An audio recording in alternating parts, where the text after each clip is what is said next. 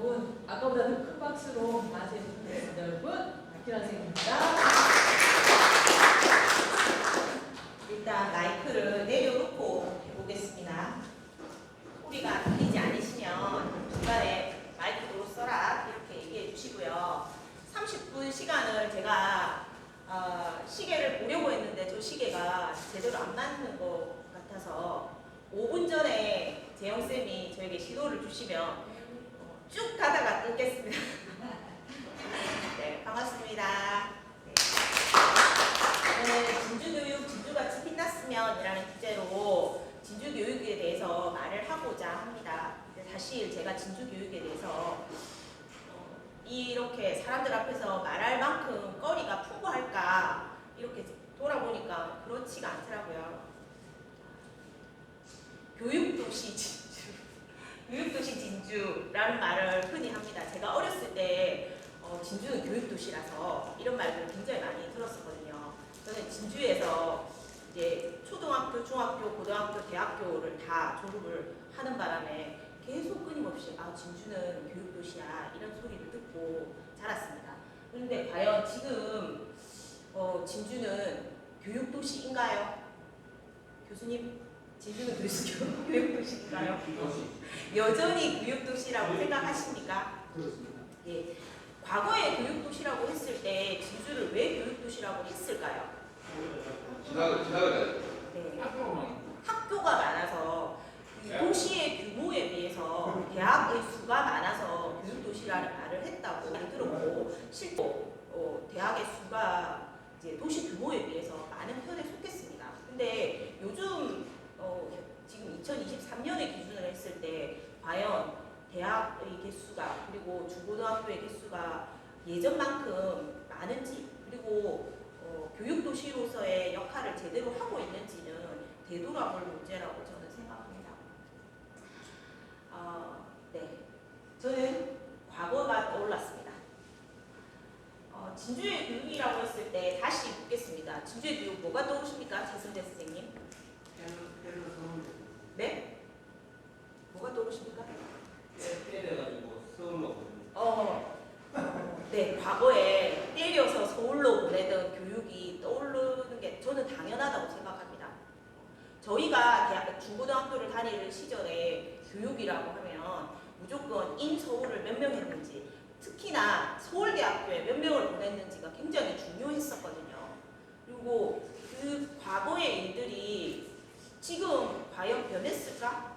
우리 진주교육에서 변한 부분도 있지만 변하지 않은 부분도 분명히 있다는 생각이 드는데 그 인서울에 대한 욕망은 저는 안 변했을 것 같다는 생각이 듭니다. 그리고요, 그 교육에 관련해서 나는 어떤 변화가 있었을까요? 예전에는 학생으로서 이제 그 자리를 지키고 있었다면 어느 순간에 저는 자라서 학부모가 되어서 학부모로서 교육을 바라보는 위치에 여러분 모두가 다 서 있을 거라는 생각이 듭니다. 그러면 내가 학생이었을 때 교육을 받았을 때 어떤 느낌이나 학부모가 되었을 때 교육에 어떻게 참여하고 있는가는 조금씩 다를 거라고 생각하고 저는 저의 경우를 한번 적어봤습니다. 저는 2013년에 진주가치가 시작이 되었다고 하잖아요. 저는 2010년에 진주에 교사로 들어왔습니다. 그전에는 함양, 하동 이렇게 군 지역에 있다가 2010년에 진주에 초등교사로 들어와서 2022년 작년까지 여기에서 그 진주가치가 있었던 그 시간과 비슷하게 여기서 교사로서 생활을 했었고요. 그리고 그 사이에 결혼을 해서 2011년부터 저는 현재 학부모로서의 위치를 가지고 있습니다. 그리고 또 2016년부터 2018년까지는 저는 학생이기도 했습니다. 대학원을 가가지고 대학원 학생이었습니다. 그래서 이 기간 동안에 저는 교사이자 학부모이자 학생인 교육의 3주체라고 흔히 할 수 있는 그 위치에 한 번씩 다 돌아가면서 서 있어 봤던 장점이 있다. 저는 그런 생각이 들었고요. 2010년 처음 제가 진주에 들어왔을 때 제가 근무했던 학교는 사실 일반 학교였습니다. 우리 다 일반 학교거든요. 다 일반 학교인데 2015년부터 저는 행복학교에 근무를 했습니다. 제가 행복학교에 근무했어요 라고 얘기하면 저기 계신 최승재 선생님만 행복학교가 뭔지 어렴풋이 아실 거고 나머지 분들은 행복학교 도대체 뭐고 이렇게 생각을 하실 거예요. 제가 조금 이따가 설명을 다시 드리도록 하겠습니다. 행복학교 뭘까요? 대안학교인가요? 그 나머지는 다 프레학교인가요? 이 말 때문에 행복학교가 굉장히 왜 이름을 행복학교로 지었느냐 이렇게 말이 많기는 했습니다. 그리고 그 기간 동안에 저는 온라인 수업을 했던 교사이기도 합니다. 진주의 교육에서 이런 저의 변화를 같이 얘기했습니다. 진주는 이렇게 생겼는데 이 사이에 학교가 바깥쪽에 있는 초등학교, 중학교, 고등학교를 이제 지도를 찾아서 보니까 이렇게 배치가 되어 있더라고요. 이제 요 안에 부분을 자세히 확대를 하면 저쪽 안에 저 부분이 나오고요.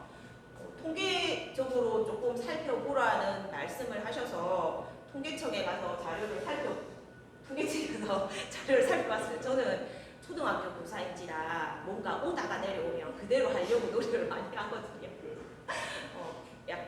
틀이 주어져 있으면 그 틀에 조금 한번 비집고 맡겨 보려는 생각에 일단 통계청에 가서 초등학교 자료, 중학교 자료를 한번 검색을 해봤습니다. 2013년에 자료 하고요. 그리고 가장 최근의 자료가 사실 2023년의 자료가 아니라 2013년의 자료고요.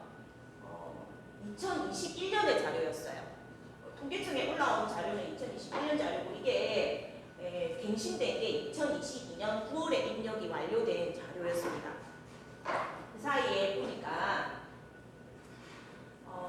그래서 혹시나 조금 더 최근의 자료를 찾을 수 있을까 막 뒤적거리다가 2022년 4월 1일자 학교 일람표를 학교에는 나이스라는 그 시스템을 사용하거든요. 그 나이스에 해마다 교육 통계를 올리는데 거기에 이제 진주에 관련된 학교에 관련된 자료가 이 정도로 올라와 있어서 이 세 가지 자료를 보고 통계적인 걸 한번 생각을 해봤습니다.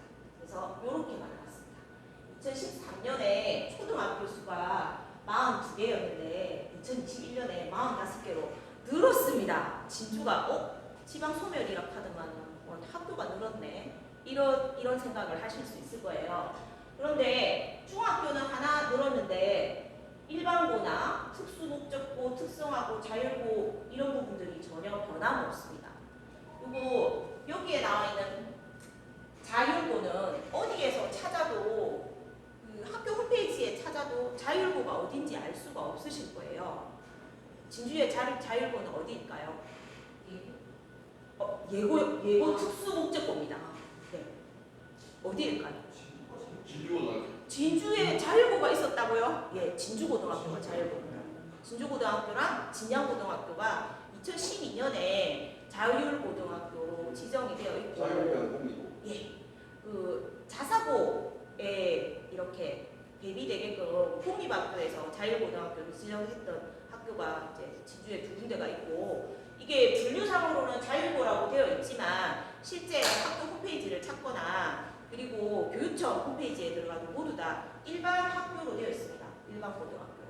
학교 안에 교육과정만 조금 변화를 주고자 했으나 제가 느끼기에 그 변화는 교육과정이 좀 자유로운 변화가 아니라 대학에 조금 더 원활하게 보낼 수 있는 편법을 쓸 수 있는 그런 자율고로 가지 않았을까 이런 생각이 듭니다.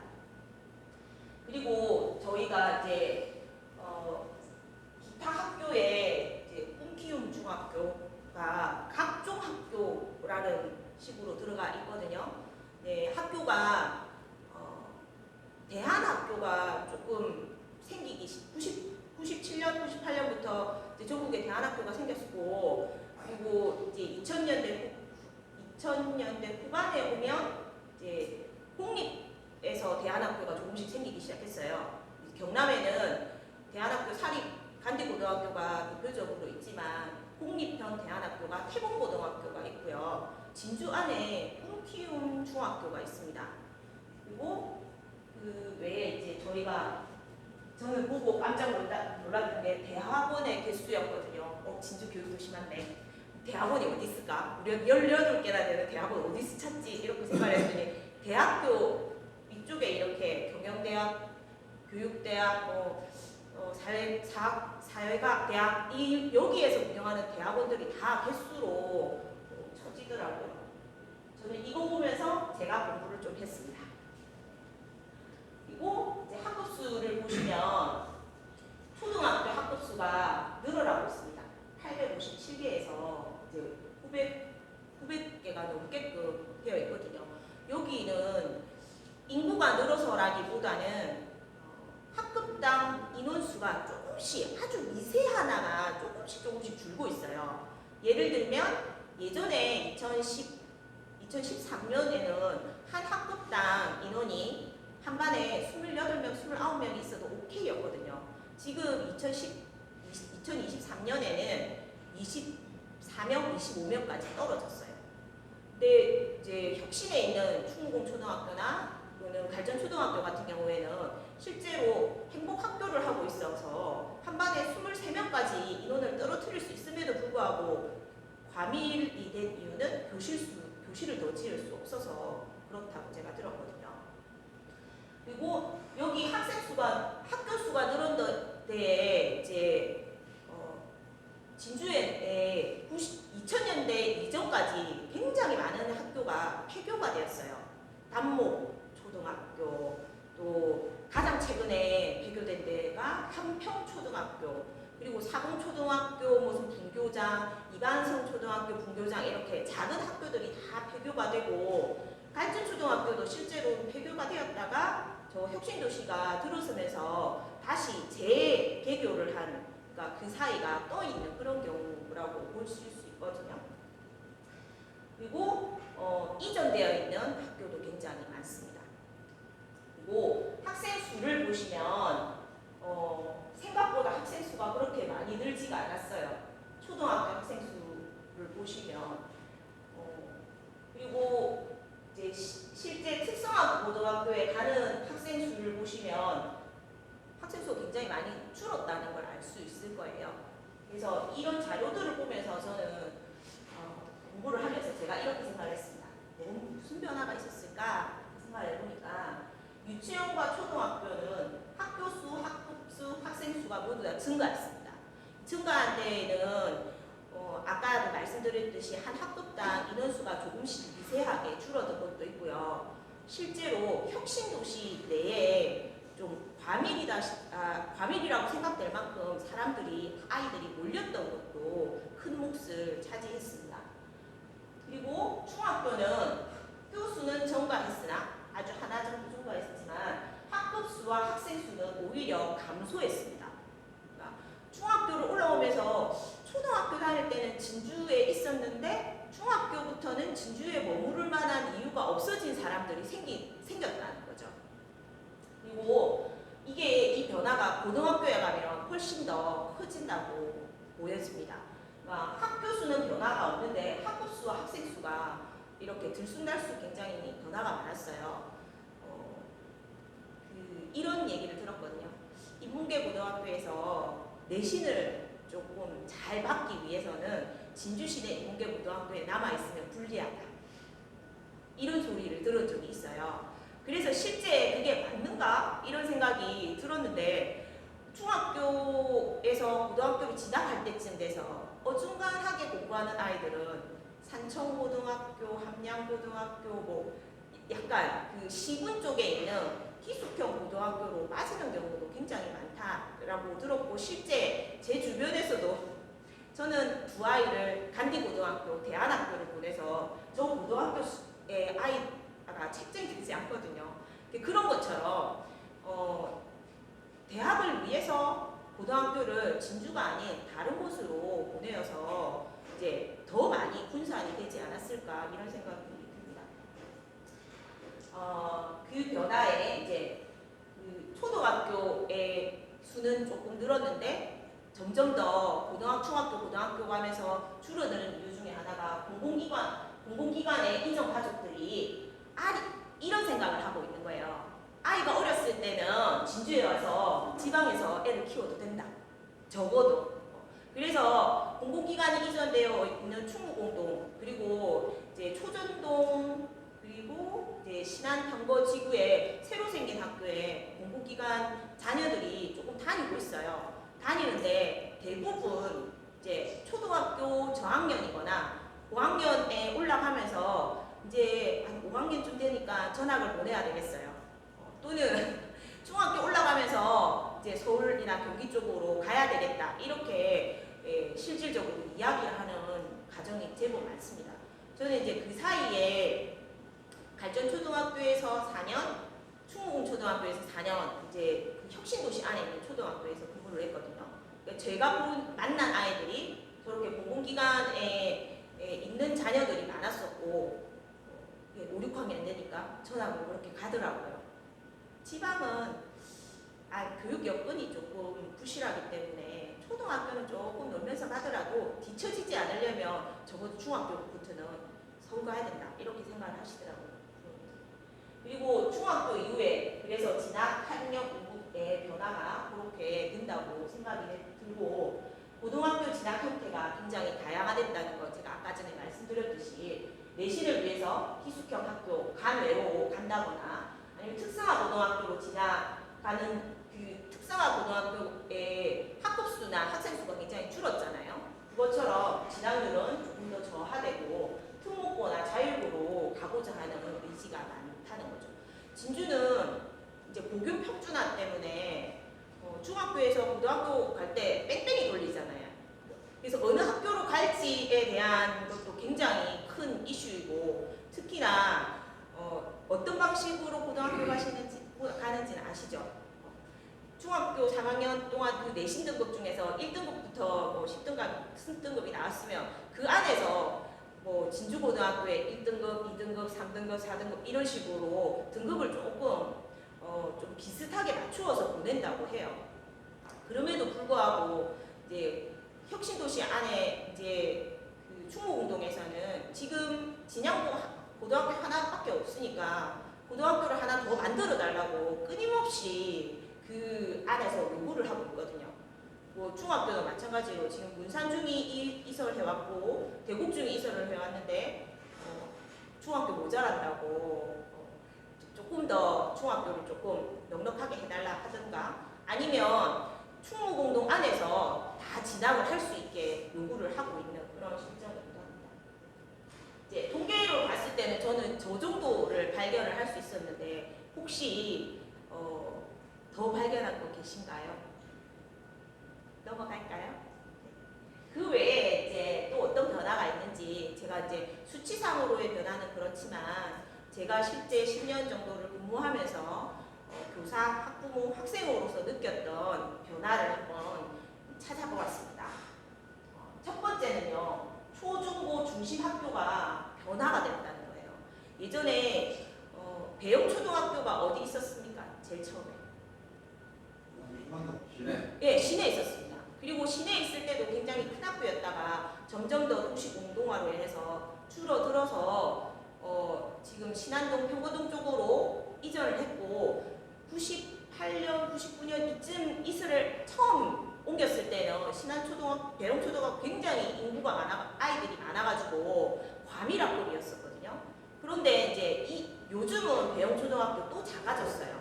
왜냐하면 거기 살던 사람들이 다시 더 먼 이제 그 진양호 댐 바로 밑에 있는 새 도시다 아니면 충무공동 혁신도시로 이렇게 흩어지는 바람에 배영초등학교가 줄어들고 있거든요. 그러니까 시내 중심학교의 개념이 점점 더 막 여기 있다가 저기 있다가 이렇게 바뀌는 그런 상태가 되어 있고 이거는 도시 공동화나 도심 안에 있는 학교들이 조금 더 이제 인구가 줄어드니까 그런 영향을 받은 것 같아요. 근데 특히 이제 진주초등학교, 중안초등학교, 공곡, 동래 이런 학교들이 굉장히 작아졌는데 서로 합치려고 하지 않습니다. 그래서 이제 학교를 유지하려고 하나 점점 더 작은 학교가 되어가고 있는 거죠. 그리고 이제 이설이나 신설이 굉장히 많아졌어요. 문산초등학교나 문산중학교, 대곡중학교가 이설이 되었지만 진양고등학교도 사실은 이설이 된 거잖아요. 근데 이제 이설하고 난 다음에 그 토지 용도나 이런 것들에 대해서도 굉장히 이견이 많은 걸로 알고 있습니다. 그리고 아까 궁금해하셨던 경남형 혁신학교, 행복학교가 생겼습니다. 혹시 혁신학교는 들어보셨습니까? 혁신학교. 언론에 대한 언론이라는 게 있는 것처럼 이제 교육에 대한 교육이 있었잖아요. 그리고 그 대한 교육의 운동이 불었을 때 공립학교에서는 혁신학교 운동이 먼저 그 경기도를 중심으로 해서 남한산 초등학교에서 새로운 학교 만들기 운동이 있었어요. 근데 그 즈음 되어서 진주에도 비슷한 우리도 혁신학교를 만들면 안 될까? 모임이 아주 작은 소모임이 시작되었다가 2010년경입니다. 그리고 2014년에 박종호 교육감이 되자마자 경남형 혁신학교를 만들자. 그래서 경남형 혁신학교를 이름을 행복학교라고 지은 거예요. 그리고 이 행복학교는 이게 경남 전체의 행복학교 현황입니다. 현재 행복학교라고 이름 지어진 데가 행복나눔학교가 14개 있고 행복학교가 120개 있고 행복맞이학교가 60여 개가 있는데 진주에 이렇게 있습니다. 전체 120개 중에서 진주에 있는 게 13개 정도거든요. 그러니까 경남의 한 10% 정도의 행복학교가 진주에 있습니다. 그래서 이 부분은 아주 주목할 만한데 아까 교육도시라고 얘기했잖아요. 도시 규모에 비해서 교육열이 높은 것처럼 행복학교의 수도 경남 전체 분포를 봤을 때 우리가 가지고 있는 학교 수나 학생 수를 생각하면 굉장히 높은 분포로 행복학교를 가지고 와서 운영을 하고 있고요. 이게 행복학교는 이렇습니다. 이렇게 이야기를 하고 있습니다. 행복학교는 학교 안에 민주적인 문화를 만들어가고 수업이 재미있게 만들고 마을을 학교로 만들고 모두가 함께 성장하는 예전에 말을 했던 교육의 본질을 추구하는 학교가 행복학교다라고 이야기를 하고 있고 가까이에 제가 공부했던 발전초등학교, 충무공초등학교, 새로 생긴 은하수초등학교 이런 학교들이 다 행복학교를 운영을 하고 있습니다. 행복학교에서는 교육과정을 교육의 본질로 돌아가자라고 이야기를 하고 있기 때문에 학생 중심의 교육과정을 운영하고자 굉장히 노력을 많이 하거든요. 아까 교육하면 뭐가 생각나세요? 이렇게 얘기를 할 때 앉아서 서울에 가기 위해서 때려봤던 기억들이 나는 것처럼 그 직사각형의 교실 속에 모두 다 똑같은 형태로 앉아서 선생님이 말하는 걸 똑같은 형태로 듣는 그런 교육을 우리가 받았다면 행복학교에서는 제가 이제 사실 이 구조를 제가 만들어 놨거든요. 교사가 혼자서 수업을 하거나 교육과정을 운영하는 게 아니라 내가 수업을 하면서 같이 소통하면서 같이 교육과정을 만들어가고 수업을 하는 그런 수업들을 만들어가고자 하는 거죠. 자, 행복학교 이제 아시겠습니까? 네. 예. 이제 아이가 다 커서 행복학교에 보낼 수가 없습니다. 잘 모르시겠죠? 그리고 이제 그 행복학교가 도시 전체로 커지는 게 행복교육지구고요. 그리고 그 행복교육지구 안에는 학부모가 직접 또 마을 사람들이 직접 교사로 활동할 수 있는 마을 학교가 많아졌습니다. 지금 저기 앉아 계시는 백인식 님께서도 마을 학교를 하나 운영하고 계시죠. 네, 제목이 뭐예요? 그 마을 학교는? 함께 놀고 배우는 명석 웃돌 배우터. 웃돌 배우터라는 마을 학교가 있어요. 그리고 소학행 마을 학교, 소문날 마을 학교 이렇게 해서 학부모들이 직접 마을 교사가 되어서 학교 밖에서 아이들을 만나고 또 학교 안에 배움을 조금 더 확장을 시켜서 직접 우리 마을에서 배우고 우리 마을 사람들에게 배우고 우리 마을에 대해서 이 마을에 남아있기 위한 공부를 하는 게 마을 학교라고 저는 배웠고 지금 그렇게 운영되고 있는 마을 학교들이 늘어나고 있습니다. 네? 마을 학교 아니고 배움터라. 아, 예, 이제 마을 학교가 아니라 마을 배움터로 이름이 올해부터 변경되었습니다. 그리고 교육의 목소리를 내는 시민단체가 조금씩 생기기 시작했습니다. 저는 진주교육공동체 결의 운영위원이고요. 저기 앉아 계시는 최숙재 선생님은 교육공동체 결의 대표님이셨죠? 네, 대표님이셨습니다. 이제 현재는 운영위원이시고요. 그리고 진주가 교육이 중요한데 왜 교육에 대해서 목소리를 덜 내냐. 그리고 교육의 3주체가 학생, 학부모, 교사를 넘어서 지역의 시민, 마을도 교육의 주체가 되어야 된다라고 생각하고 만들어진 그런 시민단체입니다. 그리고 학부모들이 교육이나 교육활동에 참여하는 비율이 굉장히 높아졌어요. 아까 언론에서도 촌지 이야기를 하셨는데 제가 처음에 진주에 왔을 때 이런 얘기를 들었어요. 평거동에 있는 초등학교에 아이를 입학을 하면 엄마가 어떻게 촌지를 잘 전달할 수 있을까를 고민한다.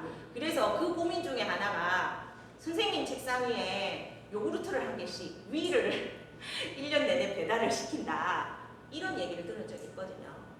그 정도로 선생님들도 역시 촌지를 받는 것에 너무 당연하게 생각하던 그런 시절이 있었는데 요즘은 이제 그런 문화들이 점점 더 없어지고 있고 또 아예 근절하고 있잖아요. 김영란법 때문에. 그리고 학부모들이 교육활동에 참여하는 게 처음에는 도서관에 가서 도서 도우미나 녹색 어머니 깃발 드는 걸로 이루어졌다면 마을 학교에 가서 직접 마을 교사가 되어서 교육활동에 참여하고 내 아이가 어떤 수업을 받는지 지켜보고 이런 식으로 교육활동에 참여하는 비율이 점점 더 높아지고 있습니다. 저 처음에 2011년도에 저 봉곡초등학교에서 근무할 때 공개 수업을 하면 저희 반에 한 명 올까 부모님이 공개 수업을 보러 한 명 올까 말까였거든요. 많이 왔을 때 최고로 많이 왔을 때 5명 오셨는데 충무초등학교에서 공개 수업을 했을 때 우리 반 아이가 25명이면 어머님이 25명 오셨어요. 안내장을 보내거든요. 한 가구에 한 명씩만 와주세요. 그렇게 보내지 않으면 할아버지 할머니도 같이 오세요. 그만큼 교육활동에 참여하고자 하는 인식이 높아졌다는 거죠. 그리고 경상대가 통합이 되고 국제대가 가산하는 그런 변화를 가지고 왔습니다. 이런 변화 외에 제가 짚지 못했던 변화들도 굉장히 많을 거라고 생각을 합니다.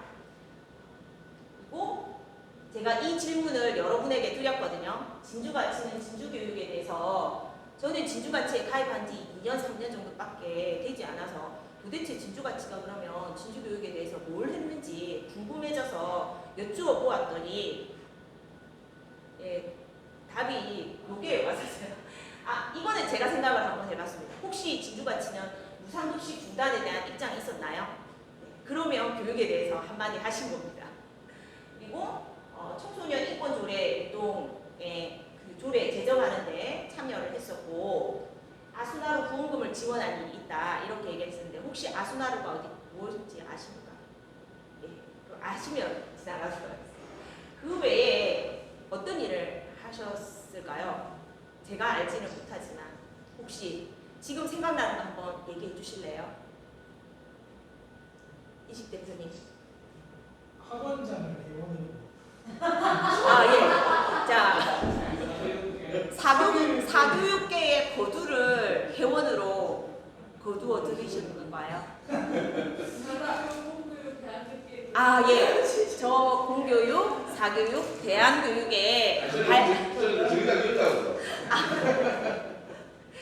그래서 저는 또 집에서 한번 생각을 해봤어요. 그 외에 진주가치가 진주교육에 대해서 뭐를 했을까 생각을 해보니까 진주가치에서 활동하고 있는 회원이라면 이거를 했을 것 같습니다.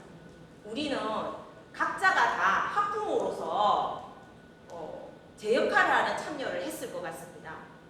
그렇지 않습니까? 그렇다고 좀 얘기해 주세요. 네. 요 글 바탕으로 해서 또 저는 고민을 한번 해봤습니다. 그럼 앞으로 진주가치는 진주교육에 뭘 한번 기여를 해볼까요? 저 혼자만의 생각으로는 안 될 것 같다는 생각을 했지만 우선 저는 이런 생각을 했습니다. 생활 정치 네트워크, 저는 아직 그 이름을 다 완벽하게 외우지를 못하지만 교육도 정치에 굉장히 많은 영향을 받는 부분이라고 생각합니다.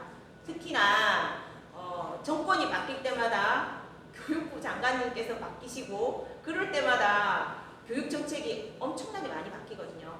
저희 문재인 정부 때는 민주시민교육과라는 과가 있었습니다. 도교육청에.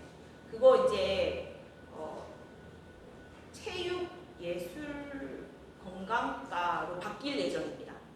민주시민교육과가 없어집니다. 조만간에. 그 정도로 바라보는 시각이 조금씩 달라지기 때문에 저는 진주가치는 교육 이슈에 대해서 목소리를 내어주었으면 좋겠습니다. 이번에 이제 그 어린이집에 관련된 일이 터졌을 때 진주가치가 빨리 함께 대응을 하고 함께 움직인 것처럼 진주 안에서 어떤 교육적인 이슈가 있었을 때 또는 진주 교육에 뭔가 영향을 끼칠 만한 일들이 나왔을 때 진주가치는 목소리를 냈으면 좋겠습니다. 앞에 이야기를 할 때 저희가 행복교육지구를 얘기를 했잖아요. 행복교육지구 경남에 18개 시군에 다 행복교육지구를 하고 있는데 진주가 예산을 제일 적게 받는 쪽에 들어갑니다. 다른 그 진주보다 훨씬 더 규모가 작은 고성군이나 남해군 넉넉하게 이게 대형 투자이기 때문에 진주시에서 3억을 내면 그 도교육청에서 3억을 내어서 6억을 가지고 예산을 운영을 하는 뭐 그런 식으로 운영이 되거든요. 근데 대형 투자를 적게 하셔서 우리 시장님께서 그 교육에 관련된 예산이 적게 집행되고 있습니다. 그런 걸 알게 되었을 때 진주가치가 목소리를 같이 내어주어서 그렇다면 우리도 교육에 좀 많이 투자를 해라, 예산 좀 많이 확보해달라 이렇게 목소리를 내는 진주가치였으면 합니다. 그리고 교육 관련의 작은 강연회를 조금씩 만들어서 이제 너무 많은 사람이 아니더라도 저는 아주 많은 사람이 오는 대중강연보다는 20명, 30명 안팎의 사람들이 모여서 조금 깊게 이야기하고 깊게 논의하는 그런 강연회가 훨씬 더 좋다고 생각을 하거든요. 그래서 그런 작은 1년에 한 2-3번이라도 그런 교육 관련 작은 강연회가 있었으면 좋겠다. 이런 바람을 한번 적어보았고요. 세 번째는 지역에 있는 교육 관련 단체들과 연대를 해주세요. 자, 진주교육공동체 결 회원이신 분 손 들어보세요. 한 분이실까요? 저 단디뉴스 후원합니다. 네. 그런 것처럼 함께 지역 연대 교육단체랑 연대하거나 아니면 교육에 관련 환경교육에 관련 있는 뭐 환경연합이랑 또 YMCA랑 같이 지역 시민단체랑 끊임없이 연대하고 같이 소리를 냈으면 좋겠고요. 이게 제가 제일 크게 말하는 겁니다. 진주가치가 정치에 관련된 시민단체라면 정치에 굉장히 관심이 많다면 그러면 어떻게 정치하는 게 좋지? 정치는 뭐가 올바른 거야? 또 우리는 정치를 안 배웠지만 이제 주위에 있는 사람들이 정치를 배울 수 있게 작은 규모의 정치 학교나 또는 아이들이나 시민들을 위한 민주시민교육 프로그램을 프로젝트식으로 조금 구성해서 찾아가는 민주시민교육 이런 형태로 만들어도 좋지 않을까. 진주가치에서 그 정도 역량은 될 거라고 생각을 하거든요. 좀 그랬으면 좋겠다. 이런 바람을 적어보고요. 그리고 5번과 6번은 한번 비워보았습니다. 자, 또 진주가치가 교육을 위해서 뭘 할 수 있을까요? 서성덕 선생님. 학원비를 깎았어요. 학원비를 저렴하게 깎아주는 건가요? 학원비를 좀 인상해가지고 사교육의 질을 높여주시고. 네, 사교육의 질을 높입니다. 네, 저는 여기까지는 한번 정리를 해보았고요. 제가 좋아하는 우리는 항상 뭔가를 잘 하려고 노력을 합니다.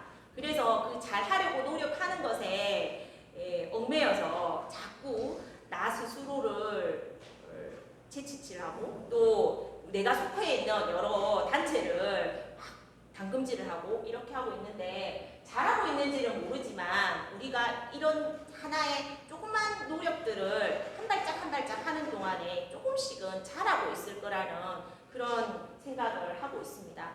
그래서 아주 짧지만 제 입장에서의 진주 교육에 대해서 한번 이렇게 정리를 해보았고요. 진주 교육이 진주 가치처럼 진주같이 빛나는 그런 순간들이 항상 있었듯이 지금 항상 있었듯이 나중에 미래에도 항상 진주같이 빛났으면 하는 생각을 합니다. 저는 이상으로 여기서 마치겠습니다. 네, 질문 있으시면 해주세요. 너무 완벽해서 질문이 없죠? 네, 질문.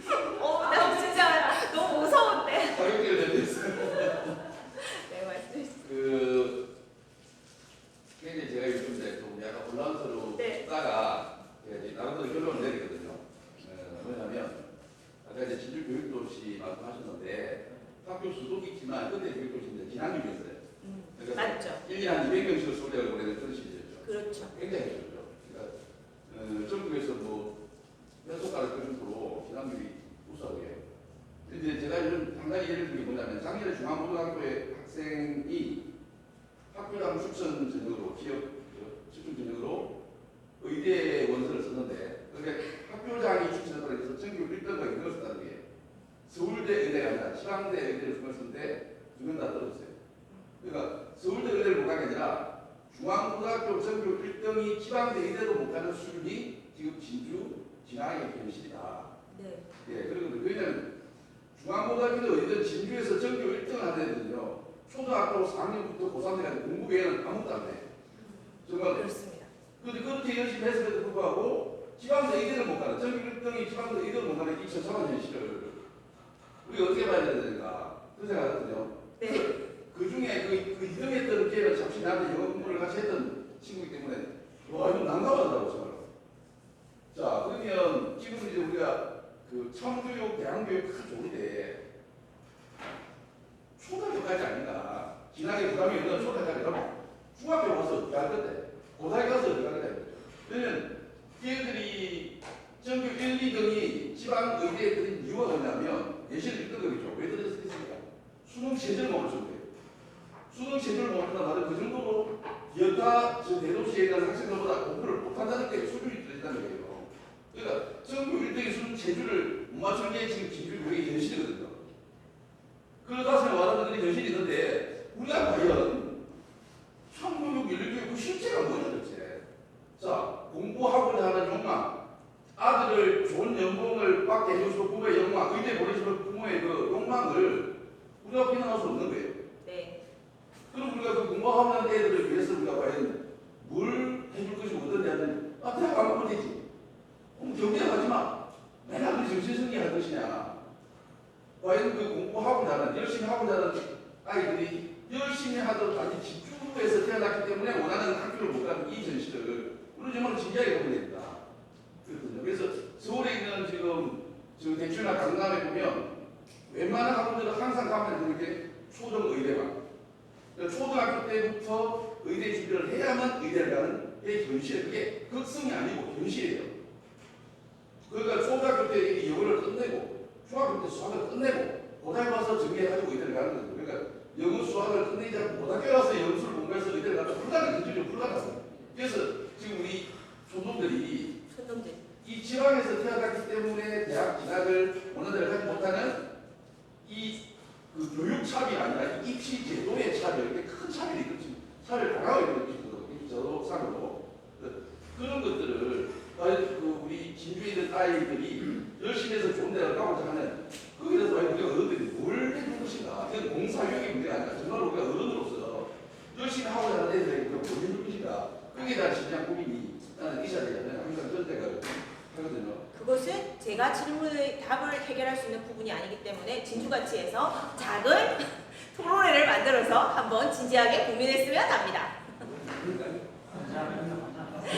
네. 혹시 이 그 질문에 대해서 저 대신에 답변을 입시 제도를 그러니까 지금 이제 수능으로 하게 되는 정시를 이제 중요하게 하게 되면 아무래도 이제 그 수도권에 있는 필집 학원들이 유리해가지고 점수를 잘 받았다는 거지. 그래서 수시를 좀더 기준을 키우고 이런 이야기가 있거든요. 지방 수도권 지방 주민한테 불리하지 않게끔 하라고 그게 아까 말씀드린 학교장 추천 그 지역 전형이거든요. 그런데 그것도 이제 시험과 그런 것들 보니까 결정마다 중요한 게 아니고 그래서 그게 입시 제도를 통해서 이렇게 지방 학생 준비하는 좀 대수하자. 네, 느리는 이런 방법. 이야기가 있습니다. 예. 거기 논란이 하나 이렇게 그런 게 아니고 저는 그 질문을 드리고 싶은 게 네. 지금 이제 사교육이 그 심해졌습니까? 아니면 사교육은 더 심해졌습니다. 심해졌지요? 네. 그런데 지금 보니까 최근에 그 이야기가 이 초중등 교육의 예산이 줄어들었습니다. 아니 그러니까 있는데 이게 네.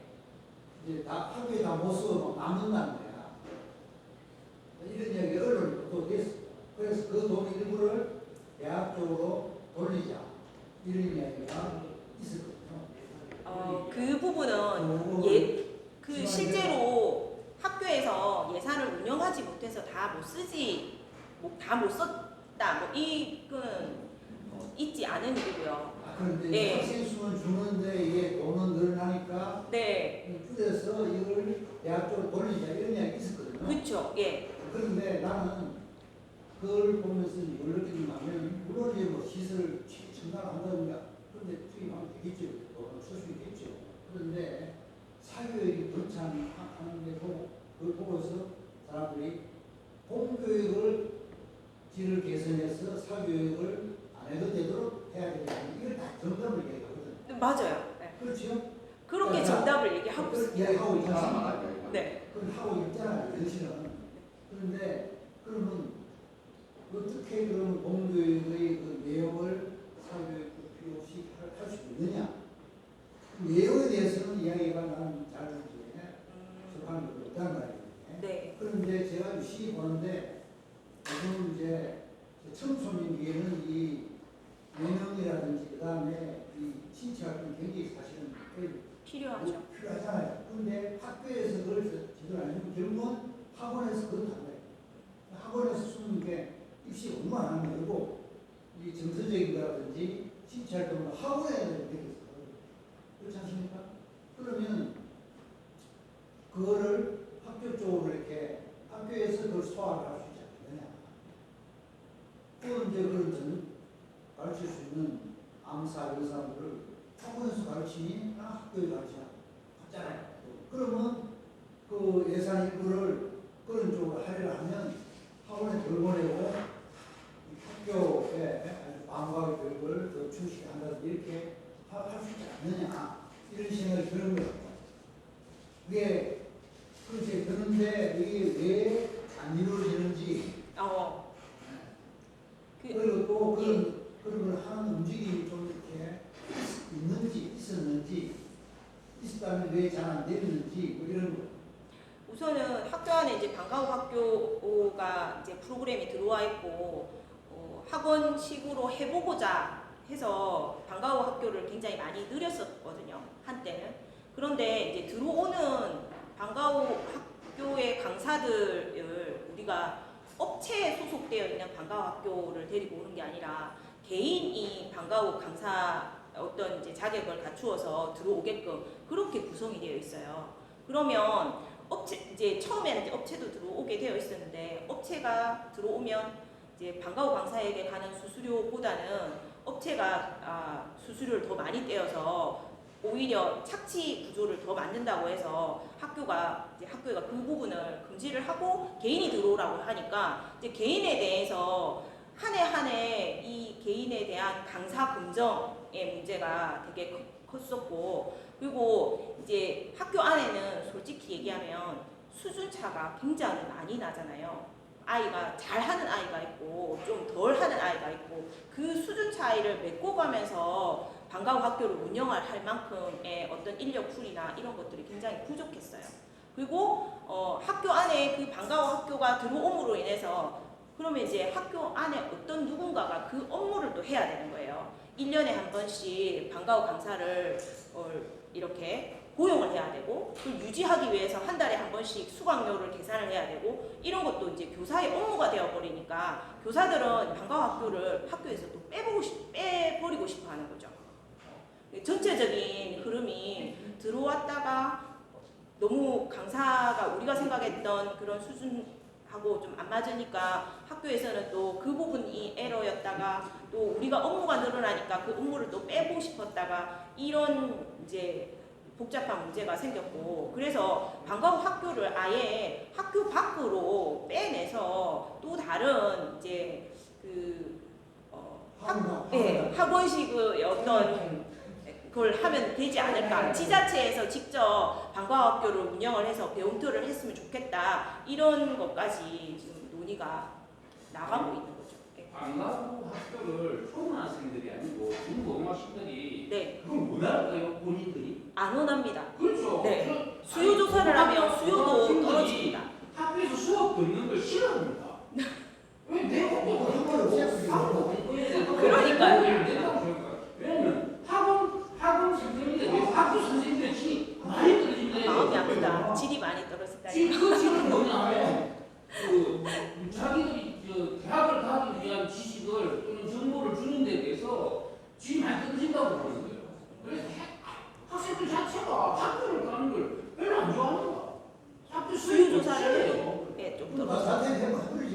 그러니까 말입니다. 그럼에도 불구하고 안 되고 여러분 역시 교육 문제는 자, 많은 것에 대한 고민은 디프리에 가서 하면 안 될까요? 네, 여러분 이 교육 문제는 다음에 따로 토론회를 한번 나누는 것이 대한민국 사람 교육에 대해서 얘기하면 한 사람당 1시간은 다 얘기할 수 있다고 저는 생각하거든요. 그래서 오늘은 디프리를 제가 9시에 예약해놨기